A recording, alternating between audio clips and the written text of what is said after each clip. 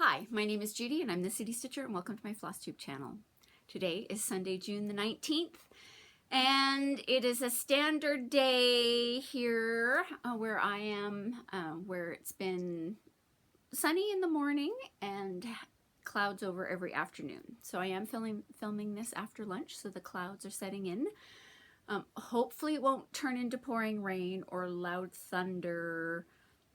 Upside, the lawnmowers seem to have died down. Some of the background noise might be a little less, which is helpful. But yes, it's we seem to be having rain fairly regularly, and we need the rain, and I'm totally fine for now with the rain. If it's like this for the whole summer, you will hear some whining later on, but for now I'm okay. With that, if you are a new viewer, thank you for stopping by and spending some time with me. And as always, if you are a returning viewer, thank you for coming back. I will totally confess I forgot to check on the comments from last week's video, so I don't have anything to say on that one. I will pick those up in next week's video, because don't worry, this video is going to be long enough as it is. So yes, there was no video last week, and that's because last week I was attending StitchCon in Cincinnati, Ohio, which was put on by Keepsakes, one of the local needlework shops down there, and it was fantastic. It was really great. I'm going to try to talk about it at the end, sort of how it was going is more at the end, but I can't get through the stitching that I've done without talking about it. I can't get through the Stashquisition section without talking about it, because the Stashquisition section is going to be exuberant. I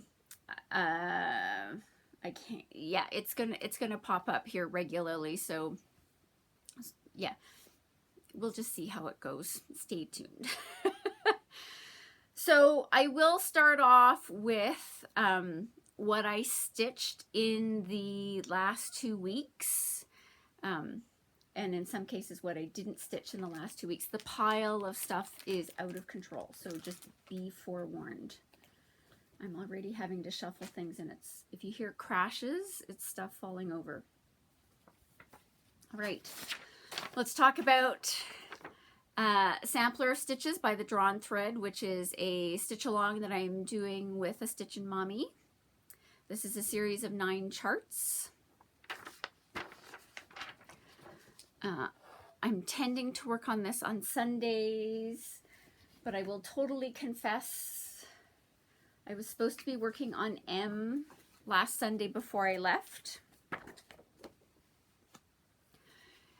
and I got exactly nothing done because I started doing the practice packing on Sunday night and was not doing well. So here's where I'm at for the sampler of stitches. Nothing got done last week.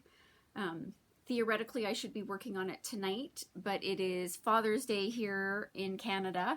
I think it's also Father's Day in the US. So I will be heading over to my parents' place tonight and spending some time with my dad, which will cut into my stitching time. So I'm not sure that there's going to be stitching on this tonight either, which means tomorrow I'm really going to have to get going on this. All right. One of the things that I did take to StitchCon was my June Cottage of the Month by Country Cottage Needleworks.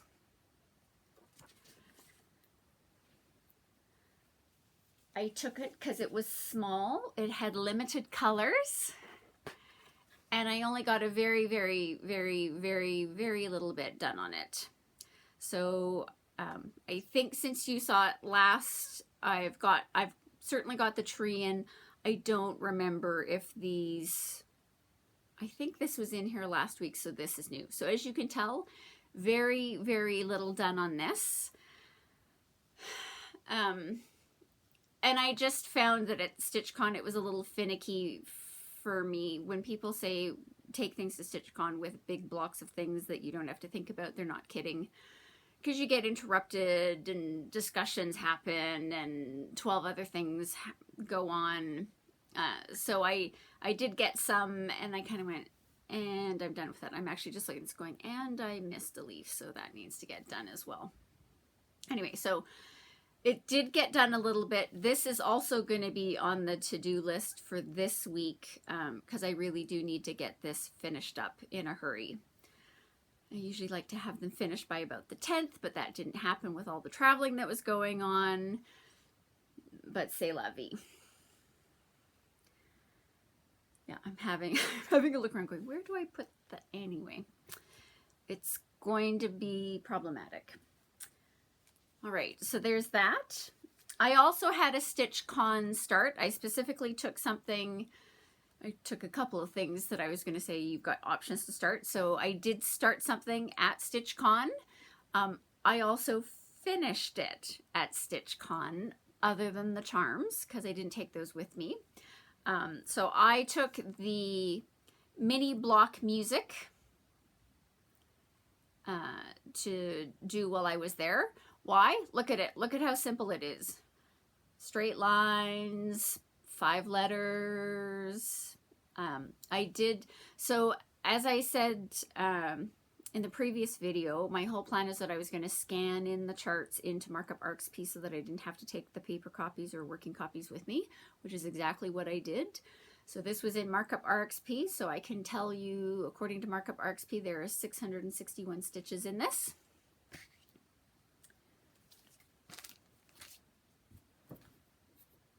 And it was a start and a finish. So I did all of the stitching. See, I always have to straighten them out just a little bit. So I finished all of the stitching at StitchCon. I chose not to ring the bell. You know, everybody talks about, you know, make sure you've got something to finish so you can go up and ring the bell. So what happens is when you ring the bell, you go up there, you show your finished piece, everybody claps and cheers. And I just went, that's fine, but I didn't really feel like I needed to go up and ring the bell for this. But it was a start and a finish at StitchCon, so I think my choice of project was fantastic. This has been languishing in my stash for quite some time. I did not use the called for fiber for this, which according to the chart is Needle Necessities, which is now Threadworks 172. Just having a look around. I might have it, hang on a second, I might actually have it within a reasonable distance to pull out what I actually ended up doing.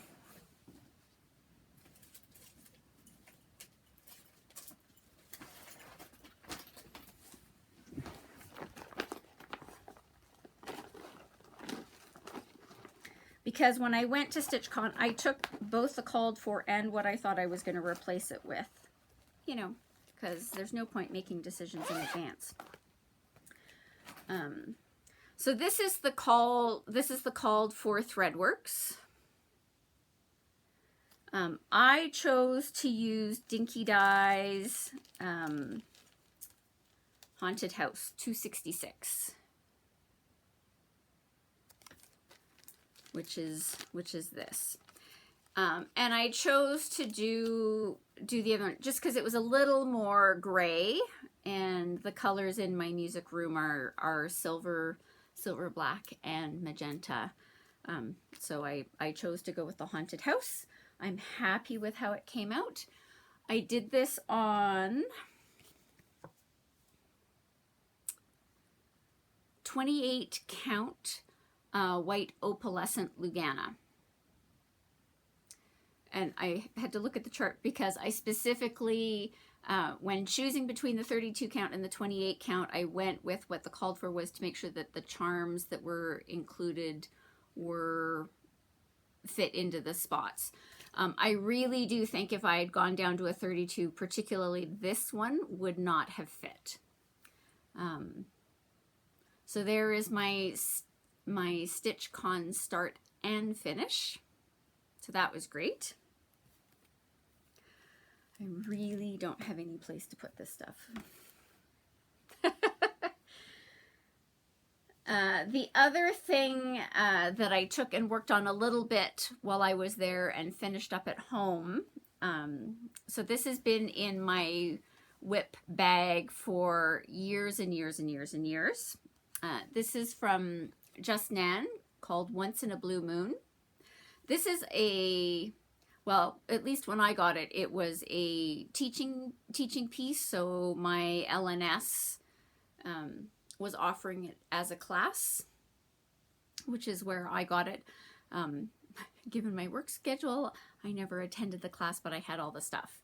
And they offer the class, you know, generally just because there are specialty stitches involved in this. And, you know, if you were, you know, uncomfortable doing specialty stitches, that's why you would go to the class. I was not uncomfortable with my ability to follow a stitch diagram, so that's why I wasn't quite too upset about not being able to attend the class, because I can do this on my own. It's taken me 47 years. The LNS is no longer in existence, so it's been that long. But I've also managed this week to finish this one as well. So, so that's what that one looks like. This is done on a 28 count ice blue cashel linen.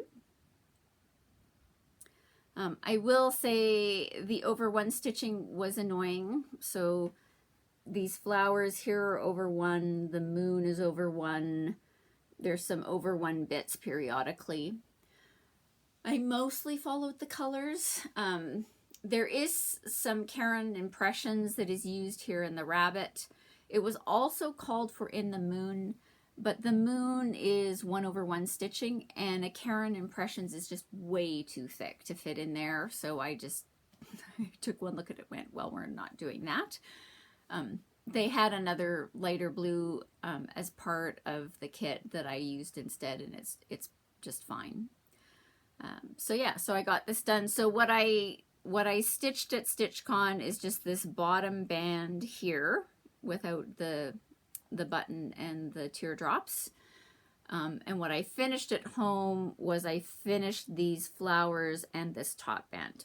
So you can see it's a really small piece. There was only a little bit left to go.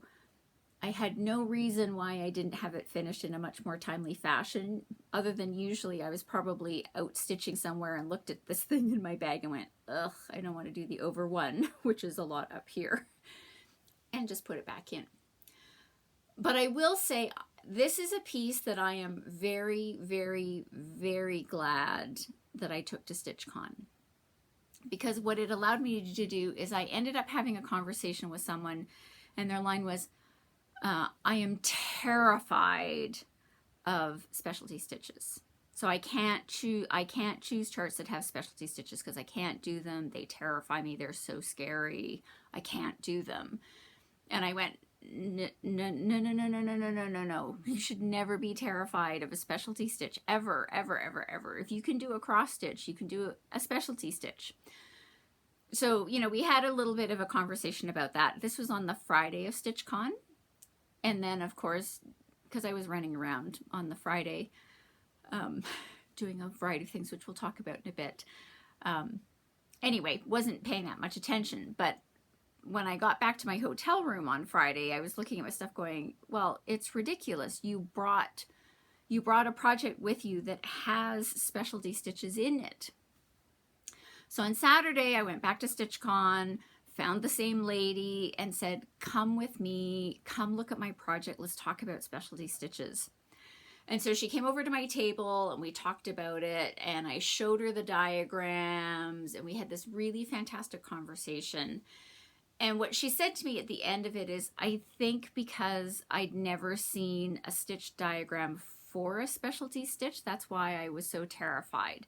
But now that I look at your project, right, you've showed me this project, you know, because I was down here working on the border, right? So I showed her the stitch diagram for this, and I said, it's diagonal satin stitches over 1 thread, 2 thread, 3 thread, 4 thread, 5 thread, 6 thread, 5 thread, 4 thread, 3 thread, 2 thread, 1 thread. and repeat 12 times and then do it in a different color. And then, you know, so we had that big discussion. And I think because I had this with me and I had the stitch diagram, and so she got to look at the stitch diagram and she got to look at the thing, that she went, okay, hang on a minute. Like, now that I see it, I think maybe I can do this.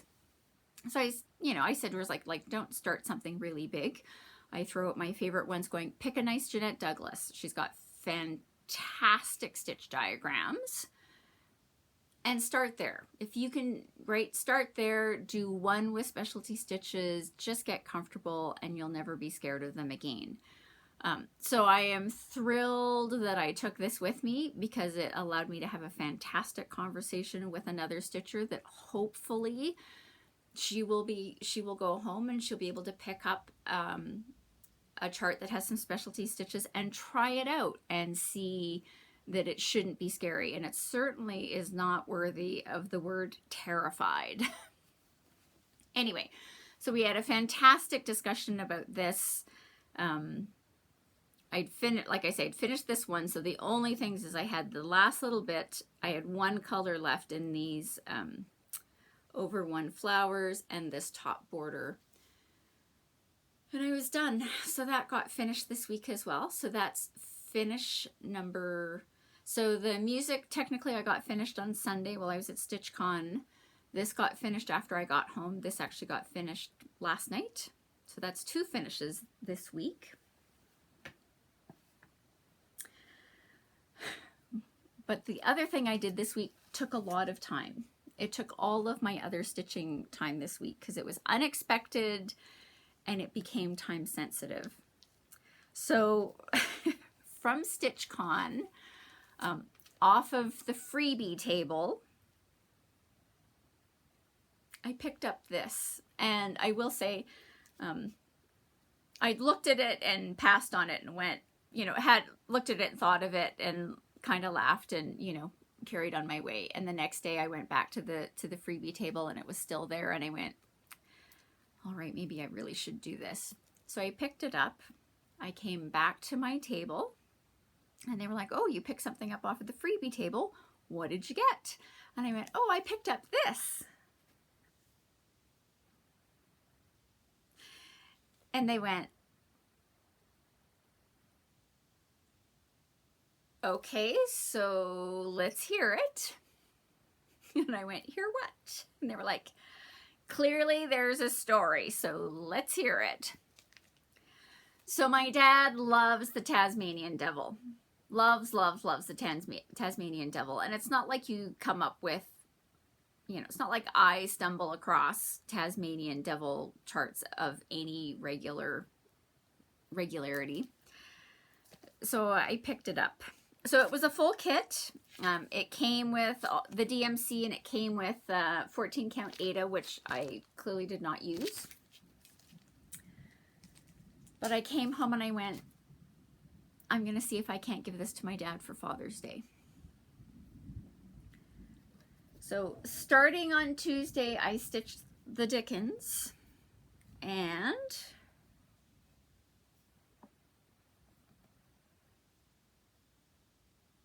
trying to figure out how to get, there you go. I finished it. Now, I clearly, as always, didn't exactly follow the chart. So I didn't like the calendar, and I figured for what I was doing, I was better off just sort of splitting the seize the day above and below. I had gone out to Michael's, picked up a black frame. Wasn't going to get fancy because the other weird thing is my dad has a thing. He thinks everything should be framed with a black frame. So it made this really simple. It's going to Dad. Here's the black frame. So I got it stitched up. I did it on 32 count white Lugana. So sized it down a little bit, just gave it a little bit, made it a little bit smaller. Framed it myself. I would not say it's the perfect framing. It's close, but not quite. It's good enough. This is not going to be something that my dad treasures for forever and ever. This is, it's got an easel frame, so it can just go sit on his desk in the basement and be a little bit of a, actually it'll sit on the credenza behind his desk and it'll be a little bit of a chuckle. Technically, we've had the conversation where I had asked him and said, would you ever want me to stitch you something? Because my maternal grandmother actually did a needlework picture for him. She did one for all of her children, all of her sons-in-law. She only had sons-in-laws. She only had daughters, so she only had sons-in-law. And she did one for all of her grandchildren. So he had one from my grandmother, and he was like, no, not necessarily. So Mom got the nativity. Dad was like, I'm totally fine. So unexpectedly, so it'll be very interesting this evening when I take this over to see how he responds to, I stitched you something. Again, it's just to, it'll just go on the credenza. It'll be a little bit of a joke. But this is, so I spent from Tuesday through Friday stitching like a mad thing, trying to get this all done and getting all the back stitching done in there. But there it is. Seize the day. It's a stitch off of the StitchCon freebie table, and finished at home right after I got, yeah. So within the week of me getting home, this was complete and ready to be given as a gift. So there's my Father's Day gift. And hopefully that's going to be the screen capture.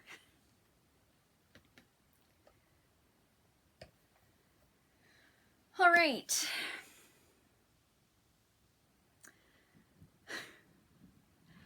Okay, so we're going to do a couple of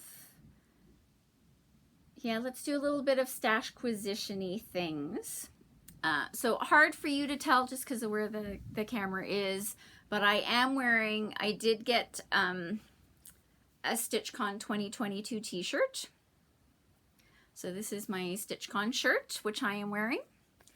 I also did order from Athena, the Stitching Goddess. She has a Facebook group where you can get these t-shirts from. And what was really great is that she had a post in the group that said, I am attending StitchCon Weekend A. So if it's easier for me to deliver these to you at StitchCon, I am willing to do that. You just have to tell me what your order is by filling a specific date. And I went, oh my goodness, I'm going to StitchCon Weekend A. Now, I've looked at these t-shirts. I've been part of the Facebook group for forever. But as usual, international shipping is really expensive these days. And international shipping for a t-shirt, anyway, it's when the shipping is more than the item, that's usually where I have a problem. And in my head, I went, it's a t-shirt. It's not, you know, it's not life-saving medication, so I'll be fine. But since I was going to be in Cincinnati and she was going to be at Weekend A, I ordered. So the other additions to my cross-stitch t-shirt collection, so today you will see all of it, is I got this one that says, sorry, just got to,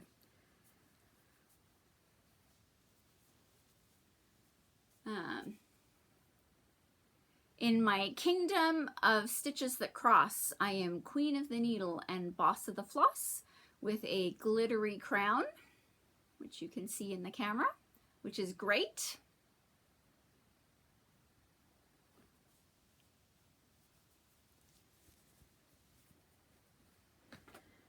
I got, also in purple, it's a cross-stitch thing you wouldn't understand. Floss Kitted Frog, UFO, Ort, FFO, Sal, Hay, DMC, Whip, LNS, BAP. So that's my second one. And I did get one for a friend of mine who's given me permission to show hers.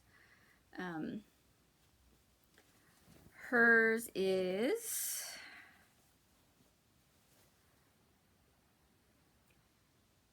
can't buy happiness, but you can buy cross stitch. And it's pretty much the same thing. So thank you, Athena. Thank you, thank you, thank you, thank you for choosing to come to StitchCon Weekend Day, because that's the weekend I was going to. If she'd gone to Weekend B, I would still not have t-shirts. Anyway, so that was great. I will put a link to the Facebook group down below. So all you do is you message her through Facebook. She may even have an Instagram. If she's got an Instagram, I will include that as well. In the Facebook group, she's got an album of all of the designs that are available, and so you can choose, you know, what design you want. She's got pictures in the album of the colors that are available and what's available in short sleeve V-neck and short sleeve crew neck and long sleeve and hoodies and like all the stuff. So all of that's in the Facebook group in the album section. And then you just message her and she'll send you a PayPal request, and she will make them up and she will get them to you. So it was lovely. So I met Athena, had a great conversation with her. Yeah, I'm very grateful that she was coming to Weekend Day, because that meant that I got to add some t-shirts to my collection that are cross-stitch related. So don't be surprised next week if you see another purple t-shirt. All right. Yeah, I'm looking at the piles going, what to do next? All right. Let's get into Stashquisitions, because there's a lot. A lot. Yeah, I'm gonna have a problem here. Yeah, I should have had another table over here, but the table that's closest has other things on it right now. All right. So things that I have added to the Stashquisitions, and they come in 3 categories. There are things that I got off the freebie table, and we're going to start with those.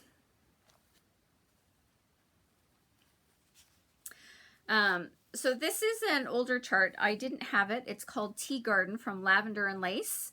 It didn't come with a bag, which is totally fine, but it came with it's a lavender and lace, and here's the picture. So it's just 3 florals and the chart. So I picked this up specifically for these 2. When am I going to stitch on them? At some point. You know, I like to let my charts marinate for a while before I actually work on them. I picked up this Kesslin's Bird of Paradise.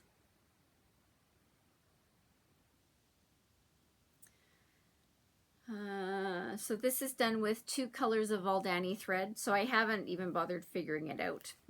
This one is 161 by 161.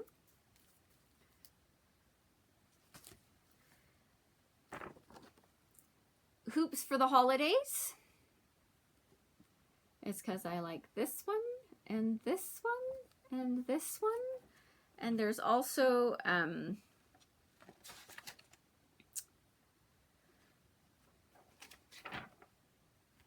let's do, so there's an ornament one and like an amaryllis and a sleigh and a poinsettia and a wreath, and there's another poinsettia one inside. So there's a total of, I want to say 12 different charts in this. Anyway, so added that. I got this one from Lynn Nicoletti called Fortune Teller. And so you really can make the fortune teller, and it opens up. So there's things to stitch on the inside. It's very hard to tell in this picture. I don't think I'm actually going to do it as a fortune teller, but I do like these flowers here. So I would just actually sort of do this 4 squares of the flowers. Lynn Nicoletti charts are hard to find. Generally, they're mostly out of print. you might be able to run across a couple of them. Just note to any of you that are out there in the world, if you ever see Lynn Nicoletti's design of the Blue Nose dime, Blue Nose is the name of the ship that appears on the Canadian 10-cent coin. If anybody stumbles across that, could you pick it up for me? As long, not at a crazy price. I could probably find it at a crazy price because it's out of print and I don't care that much for it. But if you stumble across it, let me know. That would be fantastic. But anyway, her stuff is out of print, and so I picked it up. And I looked at it and I kind of went, I'll bet you not a lot of people here would actually know. So that's a Canadian designer. Her stuff is out of print. So I picked it up. From Praiseworthy Stitches, I got this Snowflake Ballet. Oh, that's actually showing up on camera very well. I have a thing about snowflakes. If you go back to January 2021 videos, you'll see all of the Just Nan snowflakes that I've done. This is from Abby Lane Designs, Sonatina 1. Now it's hard to tell, but there's a jewel tone and a soft tone colorway. The picture makes them look pretty similar.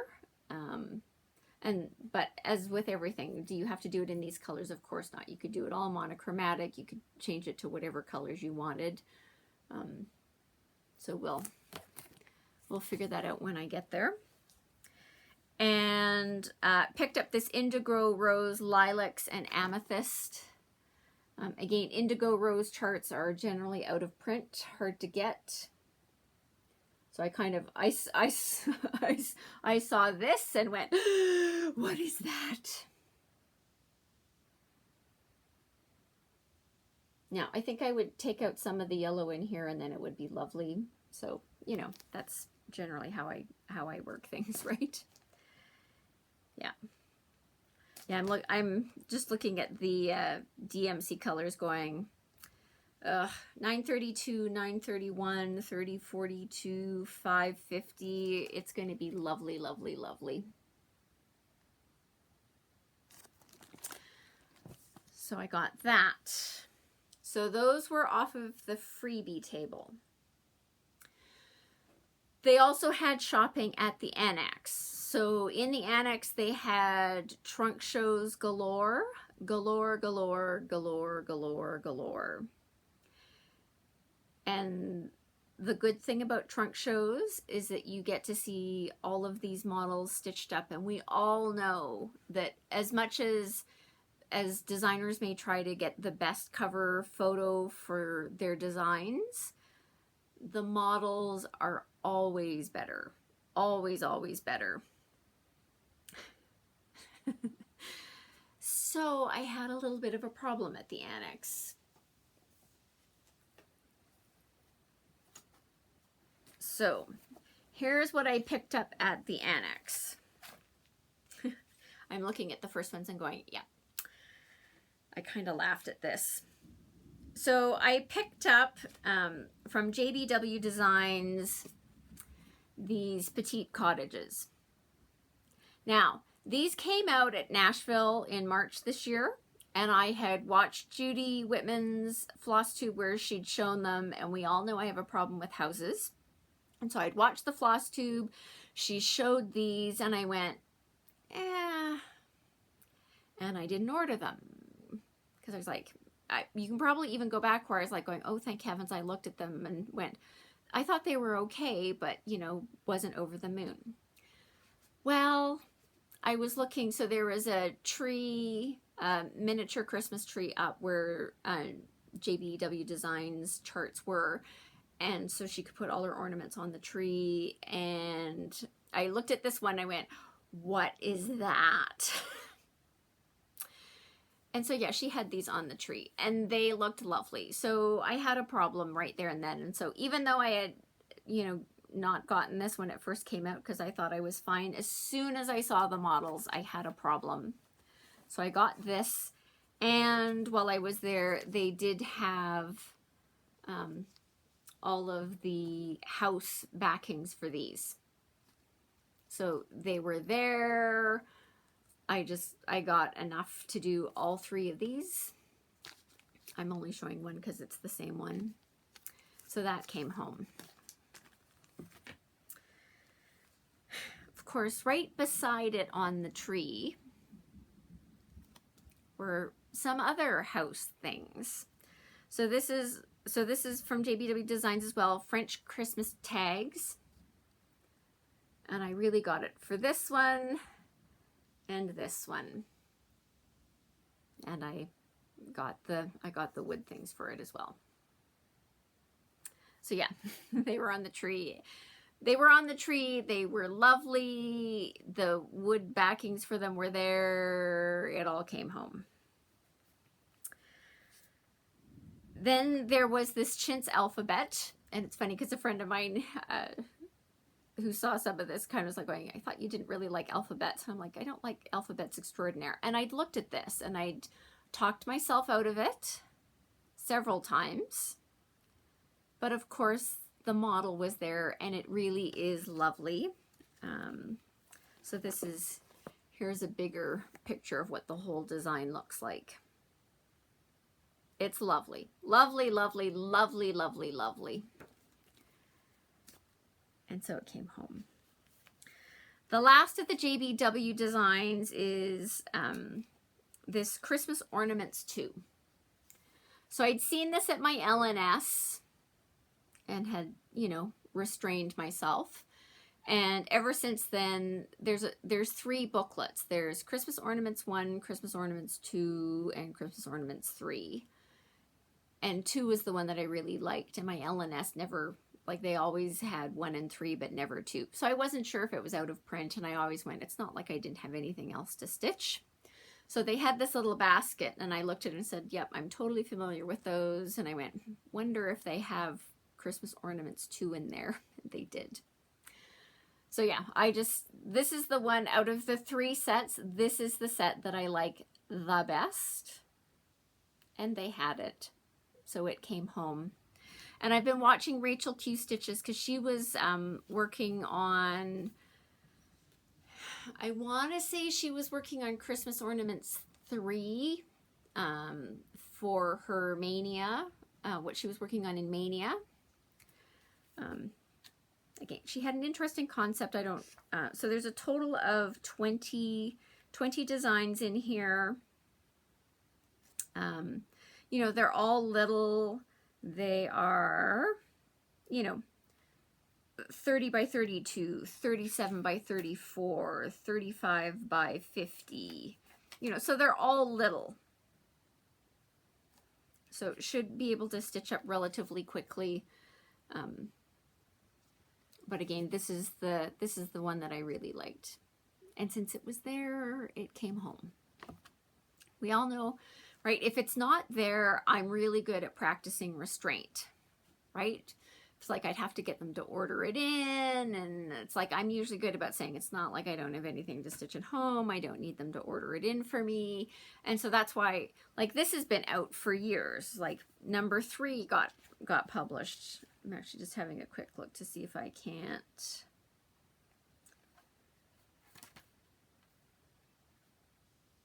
Oh, 2020. Maybe it's not that old. Anyway, there's number 2. So that came home. I will tell you that they are, that these are not all original designs. So if you have other JBW designs, just a cautionary note. And I have never found somewhere where it tells you which ones they are, but I knew that I didn't have these, right? So, you know, the snow globe, right? Whoops, I just lost it. Like this snow globe here on the cover. This was originally published in 2009 as Sweet Nothings number 209 French Country Snow Globe. You know, or the Ice Skate, originally published in 2011 as Sweet Nothings 258 Winter Collection Ice Skate. So if you've got a bunch of her Sweet Nothings, you may have some of these already. So just as a cautionary note, in case you have a lot of those, you may want to be careful before you get the booklets, because if you've got a lot of them, you may have them already. I knew that I don't have a lot of those. All right. Primrose Cottage Stitches had a trunk show, so I just picked up a few of theirs, which I've been looking at. So this is Hello Spring, Hello Summer, Hello Santa, and Witchy Way. They did have Hello Autumn, but you all know autumn's not my best season because it tends to be very brown. The stitch, like these are all 99 by 46, 98 by 55. That's kind of the size of those, so those are little ones as well.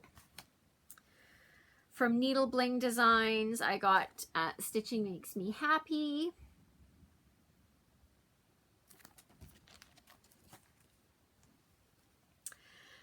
Pedal Pusher. So I did really well when the Nashville ones came out, and I kind of got what I wanted from Nashville and talked myself out of some other things and we'll get there. And again, the problem is when it's right in front of me, that's when I lose all of my resolve. So this is from Pedal Pusher, How Does Your Garden Grow?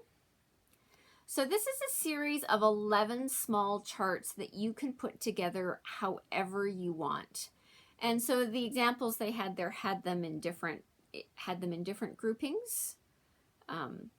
So I love that concept of sort of choosing the ones you want, being able to order them the way you want, and that they will fit together.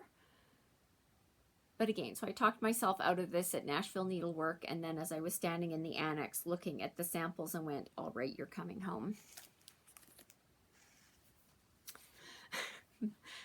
This next one has been on my list. Heart and Hand. This is Bloomingtown. I have the Christmas one, and as soon as she did the preview of this, I went, love it. It's going to have to come home. So I've seen the model of this, and she had a trunk show at the Annex, and she had all of the tiny towns. So she had the patriotic tiny town. She had the Valentine's Day one. I don't know what that's called. She had the Christmas one. I feel like there's a couple of other ones there, but she had those all on display. I was very, very, very excited to discover that Rovaris had a trunk show that was coming to the Annex, because I tend to like Rovaris ones. And so the really funny thing is I was looking at one of my wish lists and went, oh, I hope they bring. They did. So I got, so these are the Rovaris charts I picked up. So this is Spring Love. This is the one that I love. This one. This has been sitting in my wish list for like forever and a day. They do have an Etsy shop where you can buy the charts as a PDF. And the reason why I was holding out for a physical, because we all know that I like to do things, now that I've got Markup RXP, you know that I like an electronic chart. But the reason why I wanted to get a physical copy of it is because they come with these charms. So clearly when you buy the PDF, you don't get the charm. They only come with the physical copies. Now this is an example where it's not specifically on here. It's just an extra charm for you to choose what to do with. I will show you the winter one, because the winter one, so this is winter. So it shows you the snowflake charm on there. Again, so there's the charm. I'm holding them weirdly because the rest of it's a little bit of chart. So there's the snowflake charm. You know, if you bought the PDF, you know, I'm sure you could find your own snowflake charm, or you could leave it off and just replace it with one of the stitched snowflakes. All would be good. I held out for paper copies because I wanted the charm. So that's winter, summer,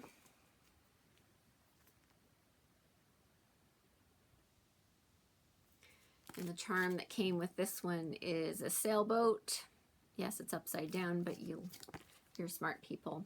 So there's summer. And on this one, I got autumn because it was there, and I just get the series. So this is one I think I'll have to fix some of the colors and make it more me. But I wanted to have all 4, and this one comes with that charm. And again, the problem is that when you have the models there, so I was aiming very specifically for these 4. These are the 4 that I'm like going, if I could come home with these 4, that would be awesome. So it was great. I got the 4. I'm thrilled, I'm thrilled, I'm thrilled, I'm thrilled. These can now get worked into the plan. The problem with the trunk shows is that they have the other things. Now, they didn't have all of the Ravaris charts that are available. That's not what came. So the other one that I picked up is this one. And again, most of these, like, they don't have technical names. Like, there may be numeric, like, they do have charts that are just numbers.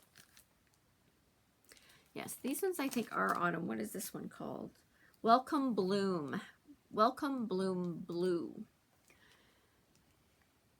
Now, as we all know, I'm never going to do it on a brown fabric, and there's no way I'm going to do the word welcome in a brown variegated.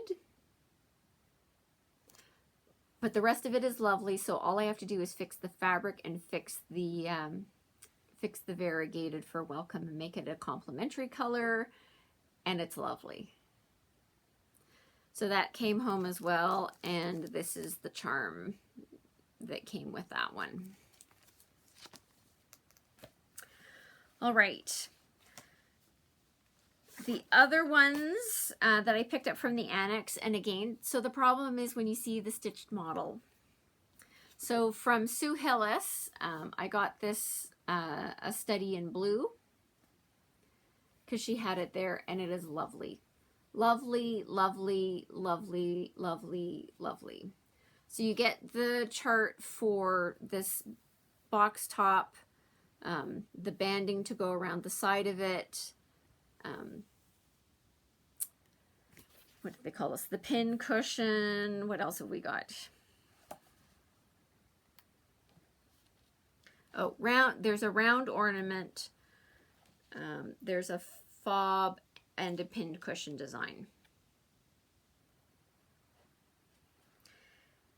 And I always like when they, like, I like when you have, like, so projects like this where you've got multiple things all together, when they give you the cutting directions, right? Where they say, if you get a fat quarter, 18 by 27.5, here's how you're going to cut it out to get all your pieces, and this is what you're going to have left over. I love that. The other thing is, this is not a small stitch. So it gives you the designs, it gives you all of the finishing instructions.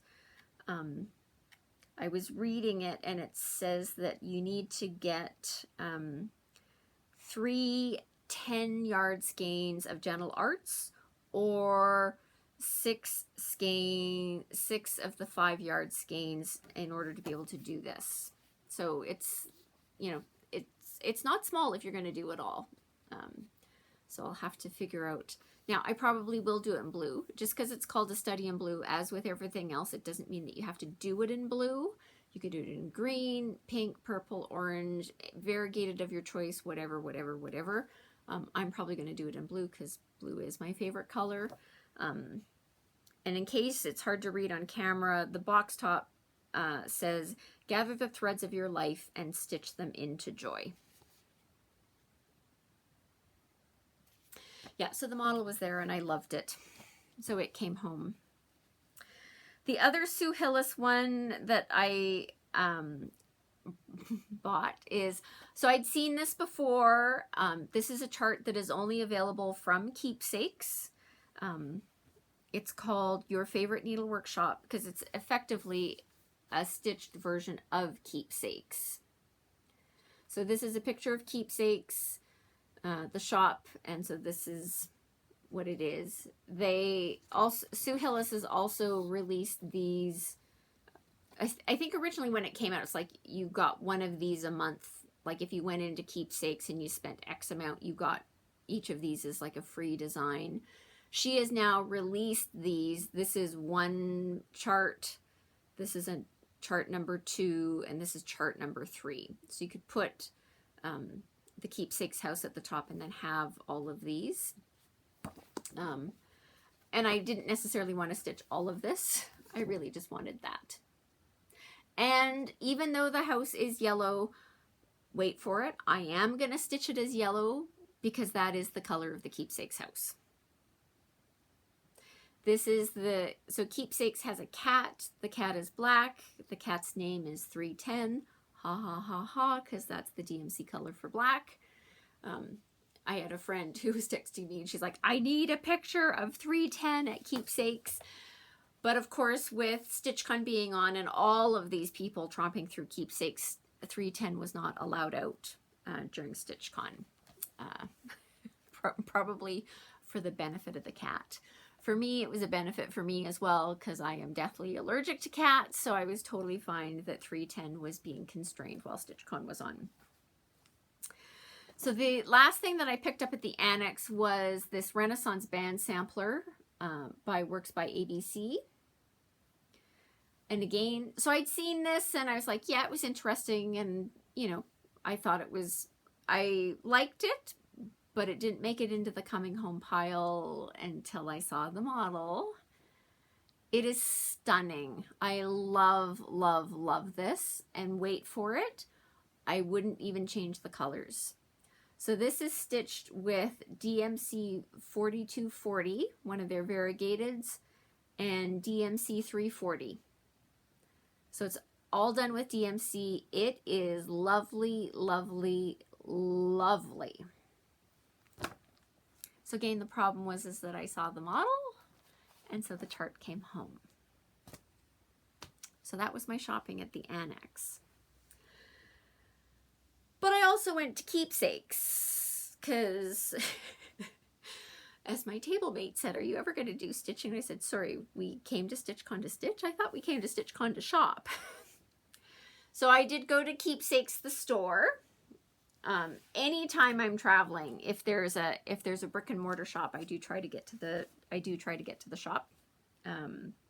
So I went to Keepsakes. Picked up a bunch of things that I'll explain as we get there. Just trying to, yes, I know what oh, that's not true. I forgot one thing from the Annex.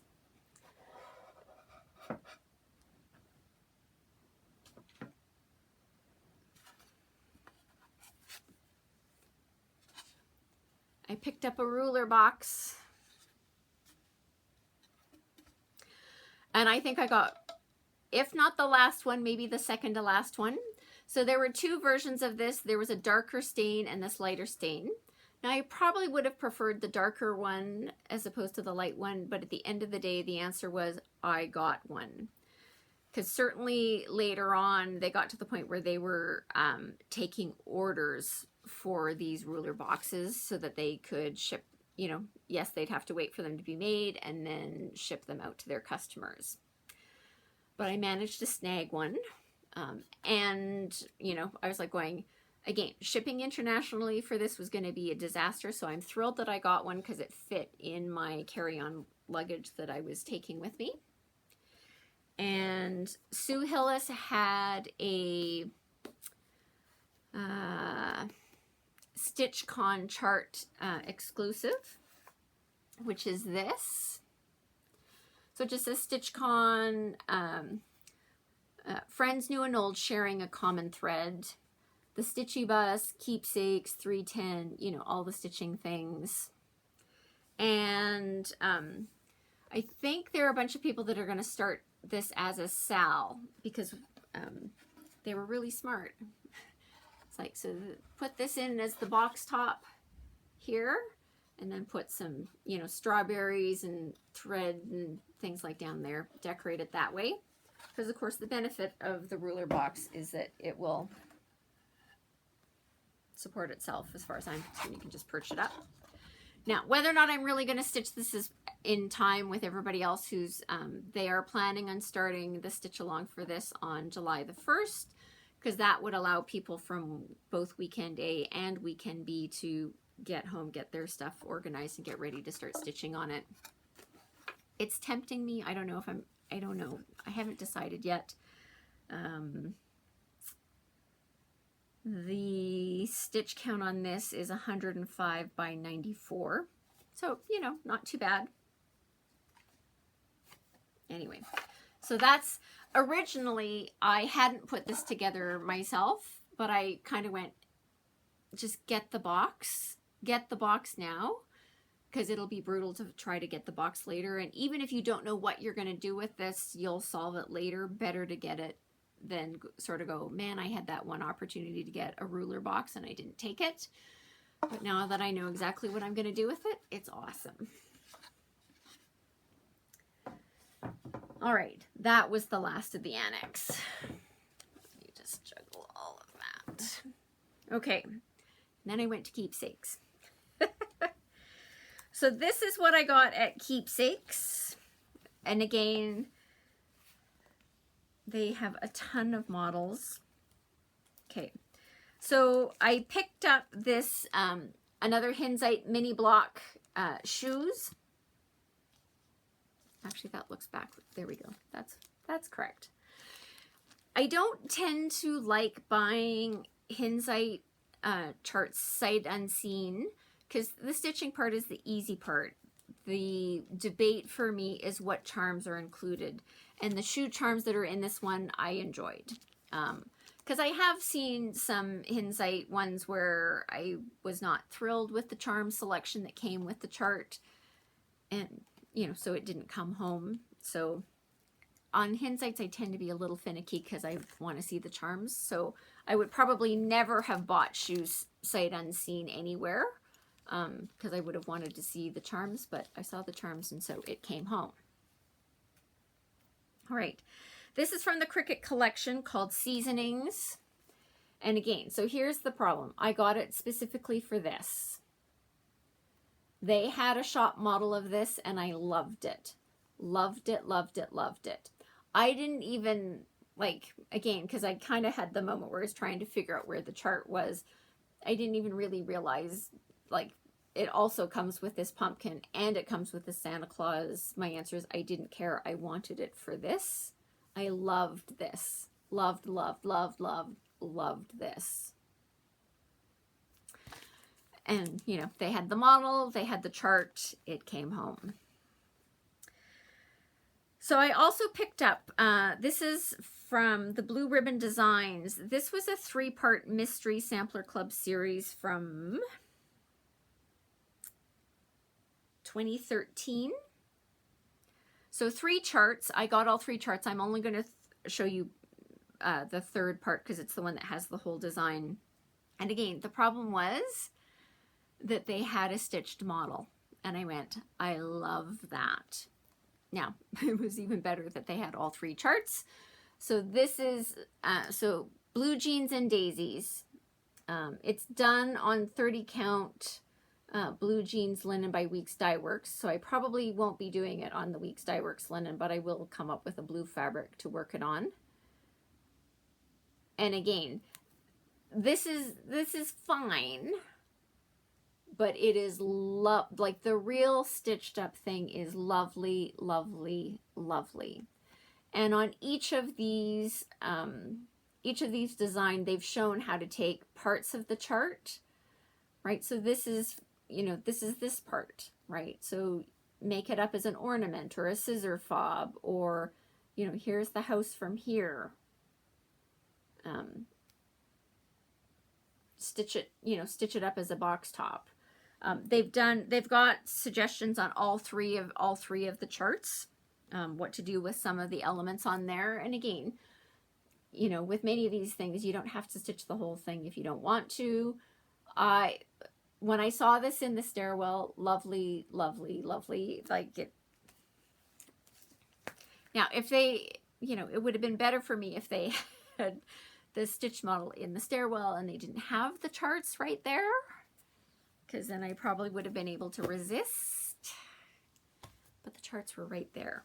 They're not so dumb, those people at Keepsakes. I picked up another drawn thread. This is just a little spot sampler. Again, I'm really, like, I probably wouldn't have ordered it except that it was right there. This one I had been thinking about since it came out, because I think this is a relatively, it says 2020, maybe it's been out for a while. Sarcasm is my love language. They had a model in the shop, and they also, on the brag table at StitchCon, somebody else had stitched this up in different colorways, which was great. They had all of these stitched up. I've been looking at these. So this is from the Tiny Modernists seasonal bell jars. They're lovely. Lovely, lovely, lovely. Again, I'd been looking at this and looking at this and looking at this, and they had the stitched up models and they had the chart right beside it. So, you know, it had to come home. And then the one that I'm thrilled that I got is GH 1857. People have been getting this and starting to work on it, and I have wanted this since it came out. As far as I could tell, I was going to have to order it from the US, and we all know shipping from the US gets really expensive. But I sort of turned around at one point and looked in this thing and went, oh my goodness, there's GH 1857, and went, mine, mine, mine, mine, mine, mine, mine. So it came home. I'm thrilled. Like, this is probably the number one. Well, it's like, and this is tied with those 4 seasonal Rovaris charts for like the thing that I'm thrilled that I got that came home, because I've wanted this. And the funny thing is, one of the ladies sitting at my table at StitchCon, she had brought this as her StitchCon start. So I can look at the called for colors and have the gist of it, but you know, she had her floss ring there with all of the colors, and so I had a great look at that, and went, I'm gonna have to change 3 of them. I'm absolutely for sure gonna have to change, and they're gonna go from 3 colors to 6 colors, because it will be 3 greens and 3 grays is where I'm at right now. I need to do a little more looking at the chart to see if it's really 3 greens. It might only need to be 2 greens and 2 grays, but anyway, there's 3 colors in here that I'm absolutely changing to a combination of green and gray, and then it will be ready for me to stitch. I laughed because, again, I had a friend who was looking at my stuff. She was looking at all the stuff, and she's like, there doesn't seem to be, she's like, it looks like a bunch of smalls. It doesn't look like a bunch of, I'm just looking for something. A bunch of smalls. It doesn't look like there's a bigger chart. And I was like, no, there's a bigger chart. So that's the main one. And then sort of all these different smalls. So lovely, lovely, lovely. Thrilled that they had it. Thrilled that it got to come home. And then the other thing, and people talk about this, is that they have freebie charts at Keepsakes. And I think they do a fantastic job of, when they've stitched up a freebie, like they've got the stitch model of the freebie, and usually like the chart is literally underneath it. Like, so they've made it into like a little pin cushion, and so you've got this sample sitting on, you know, a shelf on a bookcase, and right below it is the chart that you can just pick up. It's great. So I picked up a bunch of so I don't know how readily available these are, and I know that they were free for me, but if you can't get them for free, I'm cautious about doing it. So I'm just going to sort of go. I got one from, there's a by Linda Palmer for In a Gentle Fashion. I got one from For My Boys. I've got an Ink Circles one. I've got one from Trail Creek Farm. I've got a bonus chart from Sue Hillis for that Keepsake series. actually, let's do this. It's like I knew I had a diagram. This is this one where it's like, here's the house and these ones here. So the Keepsakes had a bonus one where it's the October version for them, where it's a pumpkin and 310 again. So this was a complimentary chart. Oops. Here we go. I'm doing a terrible job. Only available from Keepsakes, so I picked that up. One from, actually I don't know who did this. In Everything Give Thanks. One from Hello from Liz Matthews. One from Sue Hillis that says, may your spools always be full and your needles always be sharp. I got the freebie from the Blue Flower from StitchCon 2021, which looks like that. So those were my freebies from Keepsakes. So yes, a lot of Stashquisitions this week. All right. Okay. So let's talk about StitchCon.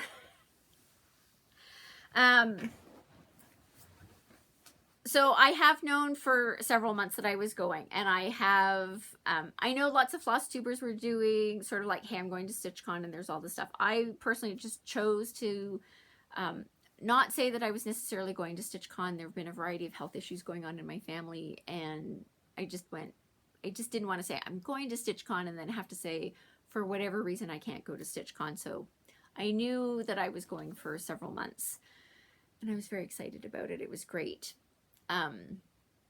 I will say, it's a very, even for me, it was a very interesting feeling walking into a ballroom at a convention center with 300 people, knowing that everybody in there is into stitching and was doing stitching and wanted to talk about stitching and had all these different projects, and everybody was doing different things. It was it was a really weird, I don't want to say it's a weird feeling. It was a very interesting feeling even for me, because I've gone to many, business conventions of equal size or larger, so it's not, for me to walk into a large ballroom of people attending event X is not an uncommon thing for me, but it actually felt different walking into that room at the Sharonville Convention Center saying everybody here is here because they are stitchers. It was a very, it was a very interesting feeling from going everybody here is a stitcher. So that was great. I will say that my flight was delayed, so I got in late. So I actually met someone at the airport who was also going to StitchCon. We ended up sharing a ride to the convention center. We got to the convention center at about 6:40 on Thursday evening. The welcome, opening to StitchCon was at 7 p.m. So I, was supposed to be there a little earlier than that. I will say from a planning perspective, so if you are ever planning on going to StitchCon, they sort of say it starts on Thursday and it runs till Sunday. And the answer is, I had limited flights coming out of Canada to get into Cincinnati without having to do multiple stops in the US. So that's why I arrived later. It's like, I would, if I were to go again, I would probably arrive on the Wednesday so that I could be in the big lineup in advance of noon on Thursday to get in there. So I would really say, tell yourself that StitchCon really starts at noon on the Thursday. So I and the lady that I met at the airport, her name is Amber. So we got there, we went directly from the airport to the convention center, complete with our luggage, and found some spots at some tables, and by that point, the majority of people had arrived. So there weren't a lot of spots left available for us, but hey, we got spots. They are very clear saying, don't worry about it. If you've paid for a spot at StitchCon, there will be a spot for you to stitch at, which is absolutely true. Ours happened to be at the very back of the room because we got there so late, but had lovely people at my table. But I would say tell yourself if you could be there for noon, that would be great. You know, by Sunday, like, people were leaving. You know, there were lots of people that I talked to that they're like, you know, they were getting in their car to drive home, and because of the distance they were driving, like they were aiming to leave at 8 o'clock. There were people who were leaving the hotels at 7 and 8 o'clock because they were going to the airport. There were lots of people leaving. There were people still there on Sunday, but it certainly was thinning out. And lots of people were, you know, due to their travel arrangements, were leaving. I stayed at the La Quinta Hotel, which is where the late night stitching room was. Because I kind of went, I've got a 2-hour time zone difference. So, you know, when everybody's excited, like, ooh, it's really late, it's midnight. Well, that's 10 o'clock my time, which is not necessarily uncommon for me to be stitching at 10 o'clock, particularly on a weekend. You know, so I specifically chose there so that I could stitch at the late night stitching room. You know, you could get yourself over there. The late night stitching room was open, you know, depending on the day, 10 p.m. to 2 a.m. or 11 p.m. to 2 a.m. But the problem is that if you were staying at one of the other hotels, or the Hyatt, which is attached to the convention center, you were on your own for getting your transportation back to the convention center. And my intention was not to rent a car while I was there. So that's why I stayed at the La Quinta. Well, my answer is, if I go again, we'll talk about that in a bit. If I go again, I would not stay at La Quinta. I would probably stay at the Hyatt, just to be more convenient to the convention center. You're not having to wait for the, you know, the other thing about staying at La Quinta is, like, you could get the shuttle bus there. And so the bus would shuttle you from La Quinta to the convention center to Keepsakes. They had a little route that they did, which was great. But it did make you dependent on the bus. And I think I would prefer, you know, so you had to wait for the bus to get over there. But depending on what time you were heading over there, you know, whether they were loading up for the first load to head over to the Keepsake store, which would take them longer. Like, I was dependent on the bus, and there was no set bus schedule. So, you know, so for me, it's like, if I knew that I needed to be, like, is it 10 o'clock that the bus is stopping by the hotel, or is it 9:45? Is it 10:15? I feel better when I have a schedule, and, you know, that's not how the bus works there. So for me, I would stay at the Hyatt, or there are other hotels that are over there close to the convention center that you could stay. So I would stay closer to the convention center, just to give me that flexibility, so that whenever I was ready to go back to my room, I wasn't dependent on the bus. The bus also shut down for a couple of hours. So between 5 and 7 p.m., there was no shuttle service. You know, so if, you know, for whatever reason, if you kind of like 5:30, you're like, I'm ready to go back to my hotel. Well, you can go back to the hotel, but you either walk the 25 minutes or 30 minutes to get back there, or you'd have to call an Uber to get back over there. So I would probably stay closer to the convention center. And again, there are hotels around there. I specifically did it this time because of the late night stitching room. And now that I've done the late night stitching room is fine, but I think I would rather give up late night stitching for convenience of being closer to the convention center and having more ability to arrive at the convention center on my time frame.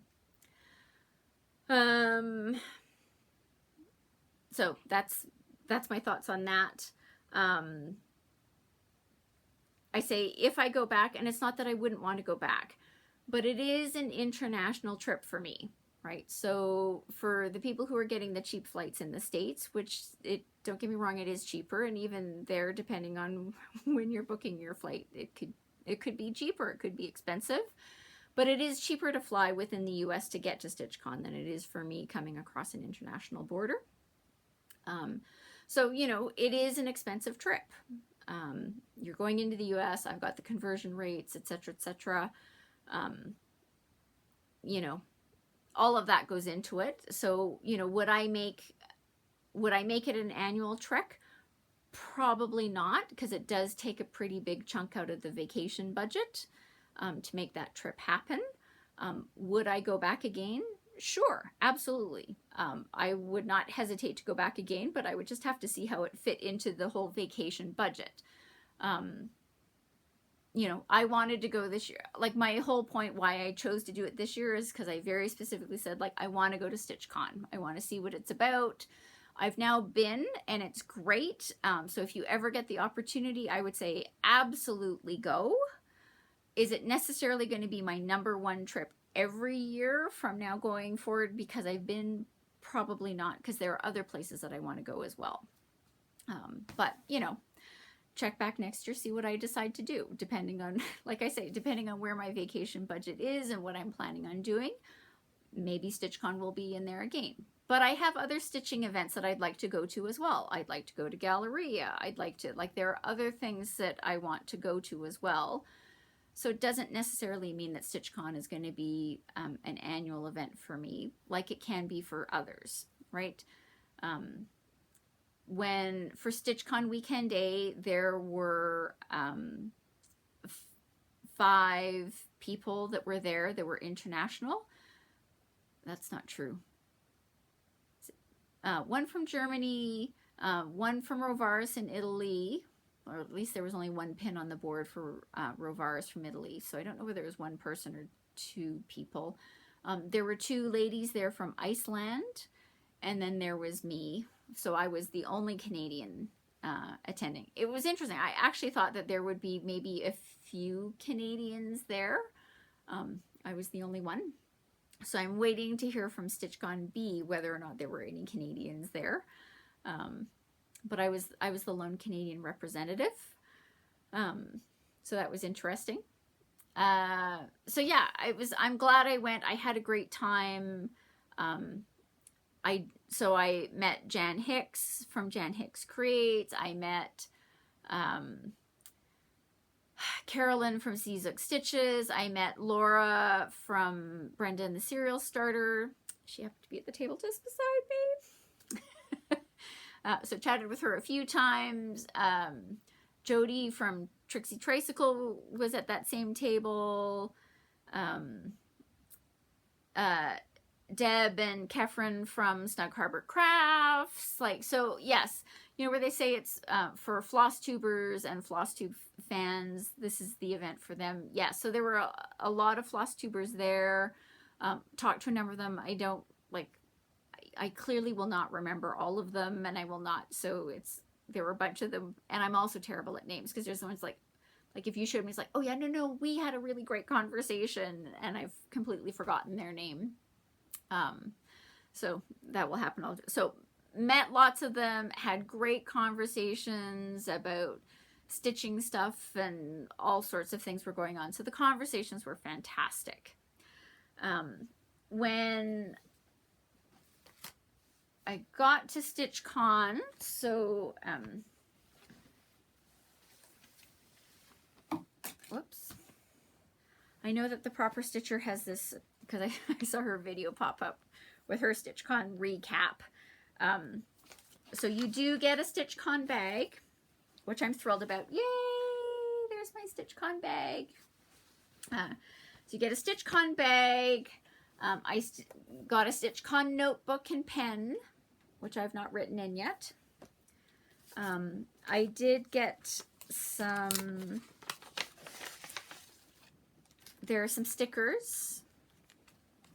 I clearly got my lanyard, which everybody knows what that looks like. There were some complimentary charts. Sue Hillis, who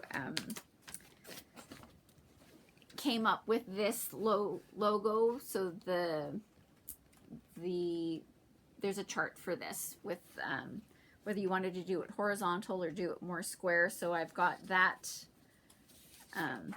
chart with 2022. It comes up every year. So if you attended StitchCon 2021, you would have got the same chart, only the year would have said 2021 as opposed to 2022. There was a complimentary chart from Cecilia Turner from Heart and Hand. There was a complimentary chart from Works by ABC, which was called Friendship Flower. And there was a complimentary chart from Hello from Liz Matthews, which I can't show you what they look like because they're just the charts.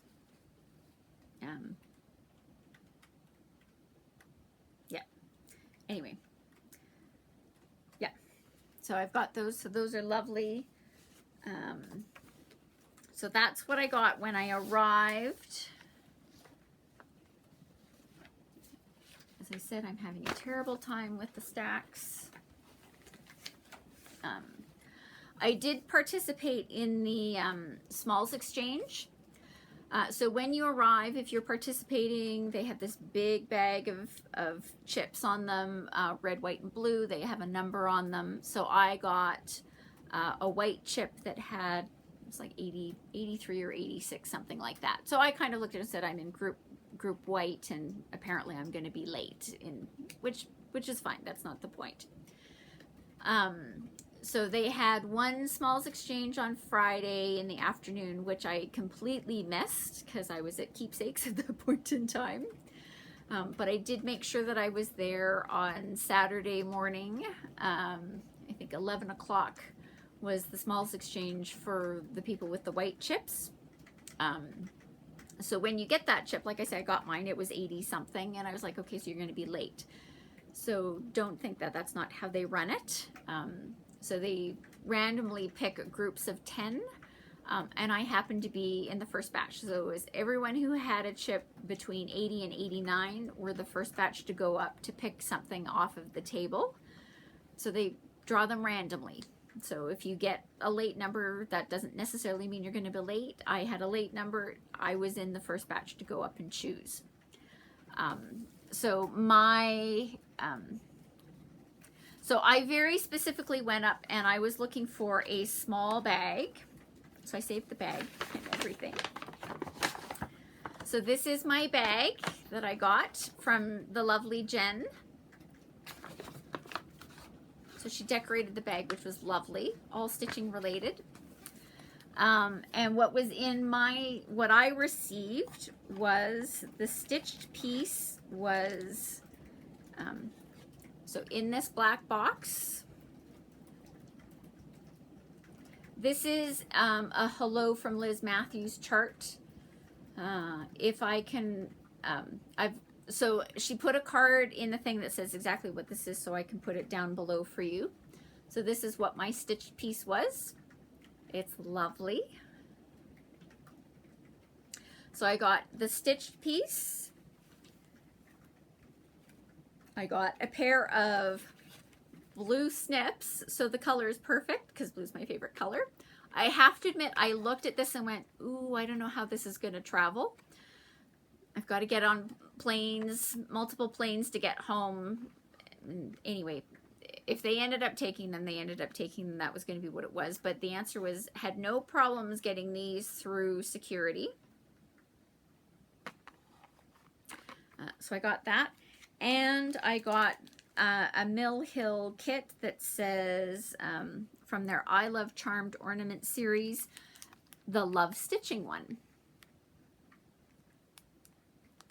So that's what I got as my Smalls Exchange. That's what I received. So Jen, thank you, thank you, thank you. This was lovely. This was a great Smalls Exchange. I loved it. It was fantastic. So again, there's her lovely stitching. Finished in a tray. Lovely, lovely, lovely. And again, I like the things with these box trays because then you can just, you know, sit them somewhere. So this is going to go in the office. I've got in the desk area, it's got a shelf where I put stuff. So this is going to go there. So again, thank you, Jen. It was lovely. For my Smalls Exchange, I did the Biscornu. So I knew all along that the Biscornu that I stitched, that Snowflake Biscornu, the Deb's Winter Biscornu from the Punch Needle and Primitive Stitcher magazine, was going to be my smalls exchange. So if it got finished, I was participating in the smalls exchange. If it didn't get finished, I wasn't participating in the smalls exchange, but it got finished. I did, because I never did show the top part to you, I did stitch on the top StitchCon 2022 in my initials. I'm not going to include that picture in this particular video because it will require editing, which just slows the whole process down, but it will be part of another video, and we'll talk about that in a bit. So I gave the Biscornu, which the recipient, I've lost her name. It will come back to me while I'm uploading this, of course. And I've got a picture of her and I together that will get inserted elsewhere. So she seemed very happy with that. I also included, so my whole theme was blue and white. So I gave her the Biscornu. I gave her blue and white variegated Cosmo flosses, a couple of different skeins of that. I gave her a blue and white variegated Cottage Garden thread skein. And I gave her a blue and white needle minder that looked similar to this. So this is just really a self-covered button that I have used E6000 to put a magnet on. So all of my whole thing was blue and white. So I had a blue and white striped bag. The tissue paper that I put into it was snowflakes, had snowflakes on it. So I felt it was representative of what I had in my bag. Now, it was interesting, like I said, when I went up to pick mine up, I was very specific that I was looking for a small bag. A small bag. There were some large bags on there. And whether or not the thing in it was necessarily warranted a bag that big, it could have been just that they needed a bag and that's what they had. But I was very specifically looking for a small bag because I was traveling. I was only doing carry-on luggage. So I took my carry-on bag and a personal bag, which was my knapsack, and that's everything that I took with me for this trip, both the stop in Toronto and the Keepsakes thing. So, but I did it. I managed to get through all of that stuff with just the carry-on bag and my knapsack, including all of my shopping, the stuff that I was giving away. I took stuff to put on the freebie table. I did take a gander through towards the end of StitchCon, and at that point in time, I think everything that I had put on the freebie table, as far as I could tell, everything had been picked up except one chart was still there when I did my last cruise by the freebie table. So I felt like I thought I had did okay, that the things that I put and put on the freebie table for other people to pick up were generally decently received, because I think they all mostly got picked up. There were some in the smalls exchanges, like there were some things that were larger, that the way that the finishing piece had been finished. I looked at some of them, went like, I never would have been able to get that home. It's, they were lovely, but I was just like going, man, that would have been a struggle to get home for me. So I very specifically went up and said, I'm specifically looking for something small because that way I know that I can get it home and I'm not going to have trouble with this. So that was great. It was fascinating to see what people had stitched and how they'd finished them. Like I say, I totally missed the first one because I was still at Keepsakes when that one was going on. But I do have videos of, so what happened as after you did the exchange, you were asked to bring what you received back up and put it on the table for display so that other people could come and see what people had gotten. And then, after a certain amount of time, you went back and picked up your piece back up. So I have video of, the second smalls exchange, what was on that table, and I have a video of what happened in the third exchange. Like I say, I completely missed the first one. None of those videos are going to be part of this because it's just going to add more time and editing and all that kind of stuff. But I am planning on putting up a video, a separate video, not part of a regular one. It's going to be a bonus video. I have a video of everything that was on the brag table. And brag table meaning brag tables. There were four sections. So I don't know if it, like in each section whether it was even one table or a series of tables put together, but there were 4 sections of table around the exterior of the room that we were in the convention center for the brag table stuff. So I've got video of all of that. I have video that I took of what was in the annex for the trunk shows and the models and all of that stuff. So I will cobble all of those together. So I will put the brag table, the tour of the annex, and Smalls Exchange 2 and Smalls Exchange 3 at some point over the course of this week. I'm hoping to get all of that put together and publish that as a separate bonus StitchCon video, and it will have all of that stuff in it. So yeah, so did that. The other thing that I participated in was they kind of, in the Facebook group, they kind of said, you know, floss tag exchange. And if you watch a number of other floss tubers, they were showing what they were going to take as their floss card exchanges. Mine, of course, fell on the floor. So I will show you what mine were like. On next week's video, I'm also going to talk, so my next week's video topic is going to be, what did I really take with me for traveling? What was good? What would I do differently? What did I learn from that? So that's going to be the topic of next week's video, as well as showing all of the things that I got in exchange.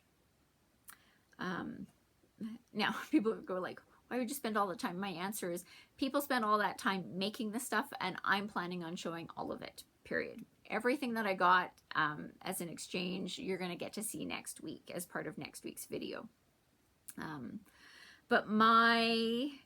So what I made up as floss tags, and you may kind of sit there and go like, I thought you said you're not really a floss tag girl. And it's like, yeah, but I'm not really a floss tag girl, and I'm not really planning on probably using any of these things as actual floss tags, but I am planning on using them for other things. So this is what I made up as my floss tag.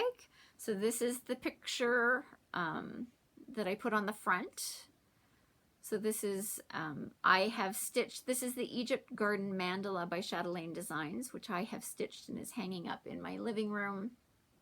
So that was my picture. On the back, so I laughed because I did get comments from people about going, oh, look at how smart you are, because I actually said, this is the name of the chart, this is the name of the designer, and I stitched it. So there was one lady at one table, she's like going, oh, what is this? It's got to be Chatelaine Designs, and it's, oh, aren't you smart? And somebody else comments like, it comes up all the time. They go like, that's lovely. What is it? So I made sure that on my floss tags, it said what it was. It also gave my name. So floss brand, floss name or number, and a QR code. And the QR code is actually to my Flosstube channel. Now these are not great, and I didn't punch them before I went down. There was a big debate in the Facebook group about whether people were punching or not punching. And my answer was, I wasn't punching, because as soon as you punch, it's going to screw up the QR code.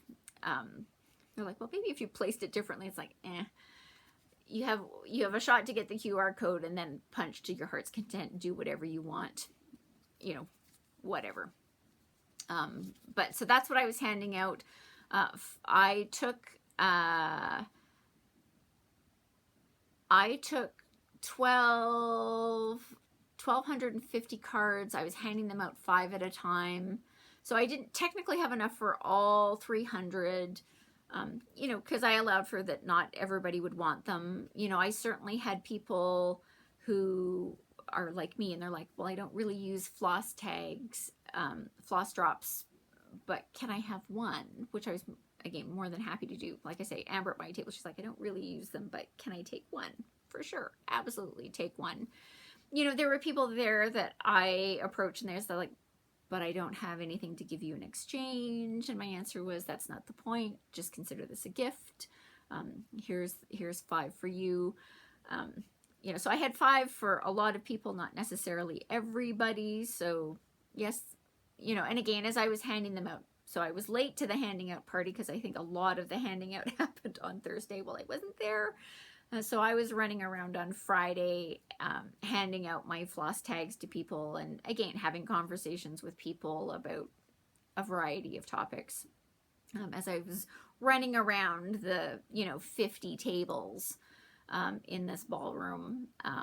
So that was interesting. So again, while I'm running around doing all of that, got no stitching done, went to Keepsakes, did that, got no stitching done. Like I say, the ladies at my table were kind of like going, are you ever planning on stitching while you're here? And I went, sorry, was I coming to StitchCon to stitch? I thought I was coming to StitchCon to shop and to talk, which is exactly what I did. But I did get some stitching in. I had a StitchCon start and finished, so I worked on that music one. I worked a little bit on my Just Nan, and I worked a little bit on the Cottage of the Month. So again, not a lot of stitching. And I would say, I do agree with all the people saying, take something that's easy to stitch. So again, the cottage didn't get a lot of attention because I was at that point in the cottage where it gets into the finicky things, where I'm starting and stopping, right? So like when I'm doing a series of leaves, like I would do the 3 leaves, but then I'd have to end that and then restart. And I'm at the finicky part of the cottage. So I probably, like the music one was perfect. Perfect. Some straight lines. Like I started the top line on music in the late nights, on the Friday night late night stitching. But then, you know, sort of, I had a late lunch on Saturday. And so while some of the people at the table were off having dinner, I wasn't hungry because I only had lunch like about an hour ago. While they were off having dinner, I finished all of the borders. Where is it? Right, so while my table mates were off having dinner, I arrived with this top line done. I got all of the borders done while they were off having dinner. And then I got to work on the letters, right? So it was, you know, again, it was an easy stitch. It was like 2 colors, one for the border, one for the letters. I didn't have to take a lot of stuff. All of that was fantastic. So I would totally say, take something that's easy to stitch. Watching what people brought was hilarious. Now, there were people that were local. So your ability of what you can choose to bring with you to something is different when you are living local. So at the table, so Laura's sitting over here, this table over here, there was a lady at that table. She had brought her stitching chair from home for ease of comfort, which I totally get. When you're crossing an international border, you don't really bring your own chair. But there were more than one person that brought their own chair and their setup. So it was interesting watching all of that. And we'll talk more about that next week, about what did I take and what would I change? What did I learn from that? Anyway, so it was a really great experience. I'm thrilled that I went. It was really great going. And I would say to anybody, it's like, if you ever have the chance, go. Just go see all the stuff. Like, go see the trunk show. Oh, I just realized I forgot something from the shopping. That's because I put it over. It was falling off. Oh, yeah. More. Oh, yeah. Rovaris had fabric. So there's a couple of pieces of fabric. They only had 32 count linens. Technically, these are not for me. I took a picture of the table and sent it to a friend of mine and said, like, because she was like, oh my gosh, Rovaris fabric, Rovaris fabric. So I sent her a shot and said, like, do you want any? And again, so these are the 2 pieces of fabric that I picked up for her. I did pick up a piece of Jody from Steel City Stitcher. She does some dyeing. So I picked up a piece. I was very specifically looking for 40 count Verdal. I know I can stitch on 40 count Verdal. I don't love linen, so I wasn't necessarily looking for 40 count linen. So she had, there were a couple of pieces of Verdal. And when I got there, so again, because I only got there late on the Thursday, so my first opportunity to go into the Annex was on the Friday. So this is my piece of 40 count Verdal. It's blue, so we know that I'll be able to find something to do on this. And got some Fortnite fabric. This is called Eccentric.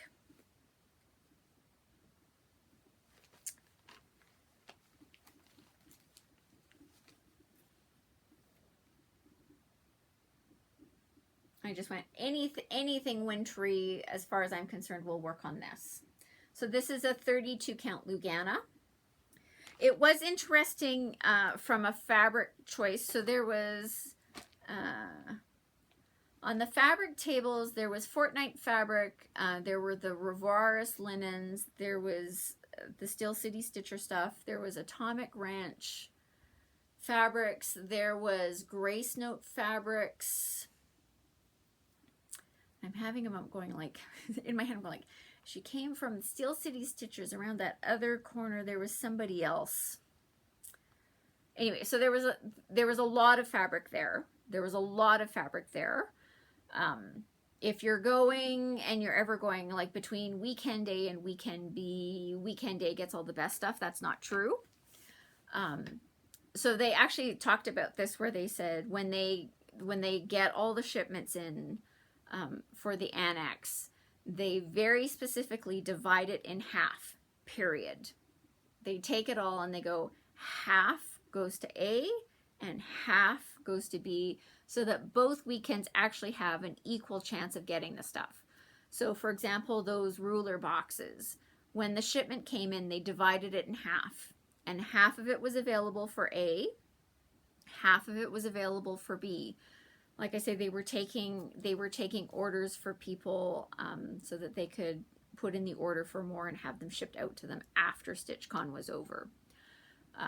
So if you're, part of my thing is like, I always like going to A because I do go, like, you get the best selection. So for me, it was even interesting going, like, I wouldn't hesitate to go to B because I now know that their approach is we divide it in half. So you've got just as much chance of getting the same stuff at weekend B as you do at weekend A because of how they approach it. And I will say at the end of weekend A, there still was a lot of fabric left over. So there was more than enough fabric for people to choose from. The majority of the fabrics were Aidas and linens. So not so much the Luganas. Certainly in the Annex, I didn't see a single piece of dyed Jobelin of any kind. So that made it a little less, I mean, it saved me the fabric of going, like, I'm coming home with yards and yards of fabric, is because a lot of it was linen and Aida, which I would rather stitch on an even weave, right? So it's again, if it's not there, I'm really great at resisting the shopping. Sorry, you don't have a lot of Luganas. Not much for me to see. Again, I had a friend who kind of said, like, "Ooh, if you see some interesting fabrics," and I said, it was like, when you eventually see the video with the stuff in the Annex, I said, I'm going to tell you right now, you're going to look at some of that fabric table and you go like, oh my goodness, why didn't you get me this? Like, that's lovely. And the answer is, like, yes, there were some lovely fabrics there, but she sent me down with some specific counts of what she was willing to do. And I said, by the way, it was too high a count for you. It was all 36 count linen, which you were very clear that you didn't want. So when you see that, you go like, oh, isn't that lovely? The answer is yes, it was lovely, but it was 36 count, which is why it didn't come home for you. Anyway, you know, so it was interesting seeing all that stuff. They worked out a new system this year where, you know, because the lineup in the Annex can get really long, and certainly the lineup to get fabric cut, certainly on, like I say, I never got into the Annex on the Thursday, but on Friday, the lineup to get fabric cut the entire day, like, was long. You know, so you can go in and you can find a piece that's a full yard. You don't have to take the full yard. You just have to get in the lineup to get your fabric cut. They came up with a system where if you're like going, I don't want to spend this much time in line, I'll come back, where you could take all of your stuff and they would hold it for you. You did have to come back and get it out of hawk by the end of the day. So anything that you had gotten from the Annex, if you didn't pick it up by the end of the day, it went back out on display. But if you're kind of like going, oh my goodness, the lineup is forever, you could still have them hold it and come back and pay for it later in the day, in the afternoon, towards the evening. I don't remember what the hours were for the Annex, because I always just got there when I'm just going to stand in line and get my stuff, period. Let's just be done with it. You know, you could have, they had a whole system where one of the new things for this year was you could have, there was a very specific Keepsakes staff member where it's like, pick a project for me. So you could fill something that said, like, I want something that's floral or geometric or country or animal or whatever it is. You could give them some concept and say, here's my budget. And then they would go and they would kit something up for you. I don't know how many people took advantage of that. I don't like that because we all know I don't kit something up according to what it says, right? Step number one, well, find something that's really lovely and then change the fabric and then change half, probably at least half of the colors is really hard to give instructions to somebody else. But it was interesting that it was something that they were offering where you could just say, go and kit something up for me. You could, they also had an order form. So if you got there and you were like going, oh my goodness, I can't believe I'm missing a skein of whatever, you could fill out this form. They would take it over to Keepsakes on the Stitchy bus, and the staff there would find the things and then ship them back to the convention center, and you could pay for it at the convention center and continue on. So one of the ladies at my table, she was working on a luminous fiber arts. I was like, it's Misty Purcell. She had one kitted up, and she kind of got there and she looked at it and said, like, I actually need 2 skeins of Belle Soie silk for this, and I only have 1. So she filled out the form and said, I need Belle Soie, fill in the blank, and sent it off. And, you know, when the Stitchy bus came back, you know, they made a little announcement, like they would announce and sort of say, you know, these people have packages from Keepsakes available for them to pick up. So she, you know, they called her name, she went over, she picked up her package, she paid for it, and she's like, yep, there's my 2nd skein of Belle Soie silk that I need for this project. So they had all sorts of interesting things going on about what you could do and could get ordered, and you know, so you could actually order a whole bunch of things from Keepsakes and not ever have to set foot in the shop. I specifically wanted to go to the shop because I wanted to see Keepsakes and be in Keepsakes and see what it looked like and what they had. And again, models everywhere. Everywhere. And you can see that in the charts that I came home with. You know, some of them I would never have picked the chart up at all, except that I had seen a model. And as we all know, models sell things, and that's absolutely true for what was happening at Keepsakes. So yeah, so it was great. Had a great time. I absolutely would go back. As I say, I'm not sure I'm going to make it an annual event, but if you, somebody also made the point in the Facebook group, leading up to it, there were people who were debating backing out because they're like going, I'm coming to StitchCon and I don't know anybody there. I'm coming by myself. I don't have a friend. I'm not traveling with someone. I'm not meeting someone there that I know. And they were contemplating backing out. And the answer is, if you're traveling by yourself, like I was, don't worry about it. Don't sort of go like, oh my goodness, what am I going to do? There's a couple of things. One, you're going to end up sitting at a table with other stitchers. And generally, we're all great people, right? So I didn't know anybody sitting at my table. So for Kim, another Judy. So Kim, Judy, myself, Amber, and Amanda, they were all lovely people. We were all stitching different things. We had a great time. There were no issues. We chatted, we laughed, we teased, all of that stuff happened. Like I say, I showed up with my Tasmanian devil chart and like, sorry, they'd known me what? A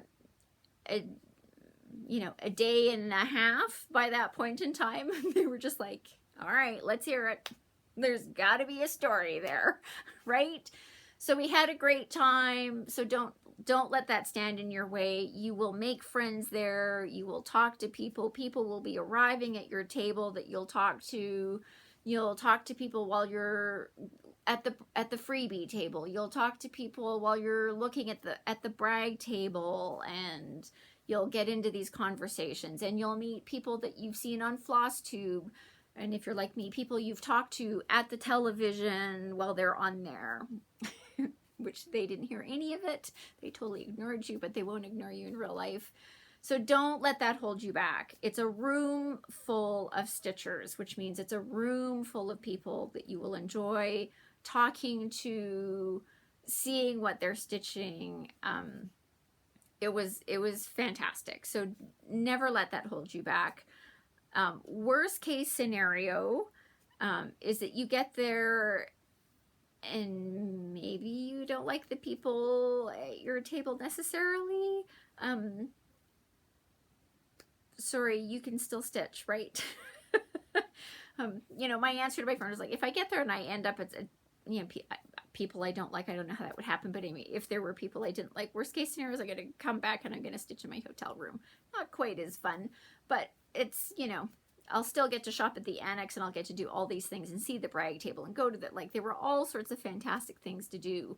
Participate in the Smalls Exchange. All of that was great. So what was the downside? And the answer was there was no downside. I had lovely table mates. We had a great time. Like I say, we laughed, we chatted, we exchanged things, and we'll talk about what I gave my table mates next week and what they handed out as well.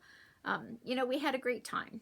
So people I never met, but I know all their names. I'm not going to give first and last names, but like I said, Kim, Judy, Amber, and Amanda, you were great table mates. I loved seeing what you were stitching on. We had a great time. Thank you for being my table mates at Table 36 at StitchCon 2022 weekend day. Okay, the last thing that I had to show, again, because it's sitting over there and I forgot about it, is, so I did take some things to put on the brag table myself. These are things that you have seen before, but just in case you were wondering what did I take down with me, I specifically took down things that were easily portable, so not framed. So clearly not the Nativity. I had people who were like going, oh my goodness, did you bring your chatelaine to put on the brag table? And it's like, I would have loved to have brought my chatelaine and put it on the brag table, but it doesn't fly internationally as carry-on very well. So I took my Fairy Winter Dream for the brag table, and I took my Lady Scarlet's Journey that I did in 2021. And the interesting thing is I got more comments on my Just Nan than I did on my Fairy Winter Dream, which I thought was interesting. This is the one that I got a lot of discussion out of. Anyway. All right. the sun is coming out. It did rain, so I don't know if you're going to hear the rain. But that's all I have for you. That's a quick recap of sort of life at StitchCon. Again, had a great time. If you have the chance to go, go. Go. You'll have a great time. Again, later this week, there should be a bonus video of the Annex, the brag table, the smalls exchange. Other people are doing it as well, so they may be repeats, but I'm going to cobble my stuff together and put it out there. And then next week, the topic will be, what did I take for traveling? Pros, cons, what would I change? What did I learn? All that kind of stuff, as well as I'm going to go through everything that I received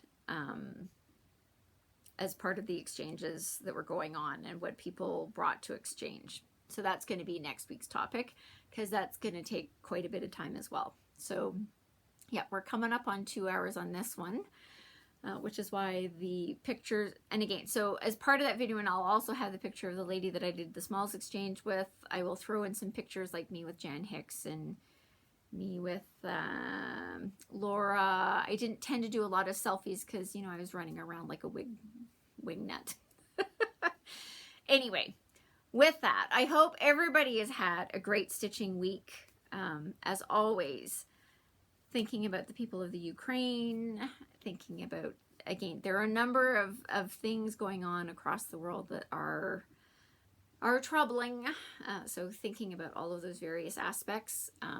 So as always, stay safe, stay healthy, and I hope that you're finding some time to do some stitching and that you are finding enjoyment and peace and calm through what you're stitching. And I look forward to seeing you next week. Take care.